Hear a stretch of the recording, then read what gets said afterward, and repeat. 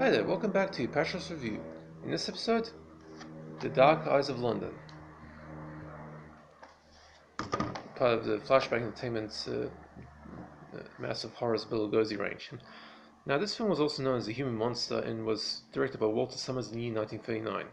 It's a very rare thing to see Bela Lugosi doing a British film. Now, this film, and this was released theatrically in the UK on the 19th of October 1939 and in the US on the 9th of March 1940. It has been mistaken for being a Monogram film, but technically Monogram never had anything to do with it making it, only just to distribute it in the States.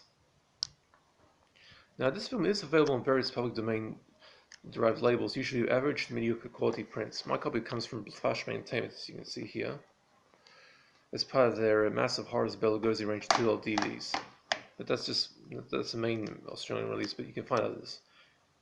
Now, for the story, when a number of businessmen with no apparent next of kin are found drowned in the River Thames, the police initially suspect them to be unconnected suicides. But when it is found they all got insurance policies from the same insurance broker, a certain Dr. Fyodor Orlov, the Scotland Yard investigator on the case, Detective Inspector Larry Holt, and his foreign exchange partner, the cocky Chicago cop Patrick O'Reilly, suspect that something more than coincidence is going on here. Their trail leads them to a local charity supporting the city's blind, whose caretaker has a hell of a secret to hide. Now, the cheap detective paperbacks from extremely prolific writer Edgar Wallace were extremely popular during the first half of the 20th century, and to this day remain widely read in countries like Germany, for instance. Wallace was originally a newspaper reporter who had to leave the job after allegations of plagiarism were raised, and decided to turn to writing novels, of which he was so successful at it that it was said he had written a quarter of all the books read in Britain of the pre-war era. To this day you can find a whole heap of them in Germany. The Dark Eyes of London was a British-mounted production that somehow managed to rope in horror legend Bela Lugosi for the lead villain's role. Lugosi didn't make too many British films, but he was paid a hell of a lot better than his American roles. In fact, I think he earned like $7,000 in this one, £7,000, and treated with more respect. To this day, many Lugosi fans consider this film to be one of Lugosi's best parts. And to that end I concur, but this is not a horror film in the traditional sense. Still, it does feature Bela as A-game, and is a solid piece of detective mystery released right after the Second World War was declared. The film, which was remade in 1961 as The Dead Eyes of London, a good remake as well, was picked up for its US release under the lurid title of The Human Monster by Monogram, the ultra-cheap Poverty Road studio that was infamous for roping Bela into making a long string of cheesy yet somewhat fun to watch thrillers known as the Monogram 9. I've already reviewed all those films in the past. And the film was the first British production to be given the H rating, which was the BBFC has established to classify films that are deemed too scary for general audiences. As far as horror goes, it is highly realistic, although the central premise isn't too fantastical. Insurance fraud isn't the most imaginative of the premises, but the way the crime is committed here does give people the chills, with the hulking blind killer Jake giving an impressive for the time makeup job that made the audiences of the day get chills down their spines.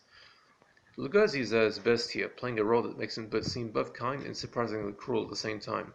The Dark Eyes of London might not exactly be the best Lugosi film around, but it is a solid piece of limey-blimey, and even better when compared to the likes of Monogram 9. Limey-blimey is basically the term I made for the British horror films. Now, the film gets a B from me, a solid score, a 6 out of 10. It's a solid film. In fact, it's one of Bela Lugosi's best films. Probably his best non-supernatural one. Now, the DVD, as you can see, these flashback DVDs are, you can see the PG rating right down there. It's basically some cheap DVDs from Flashback Entertainment, which was a dirt cheap budget label, a rival to Payless Entertainment, but the Flashback seems to have disappeared now. And the DVD has it's mediocre picture quality. You can tell it's taken from old film reel, but it looks decent enough. I mean, as somebody who's come from living in VHS tapes, it looks pretty decent. It's okay. Remember, this was made in 1939, so you have to expect a certain level of quality here. And there's no extras. There are no subtitles, and the sounds pretty much the original English mono, upright stereo. So that's it for The Dark Eyes of London. Now, by the way, there's no gore and nudity in this film. Remember the time period it's made, but decent body count. And but the scene where Lugosi tortures one guy by deafening him is pretty gnarly. course, Lugosi's death scene in this one was pretty funny. He getting stuck in the mud pit. Okay, I hope you enjoyed that. I might do another episode later today, so just keep an eye on the primer and the comments section for it. Hope you guys are staying safe. My sympathies to the people of Victoria who are suffering for yet another this ridiculous lockdown. Yeah. See you next time. That's it for this review.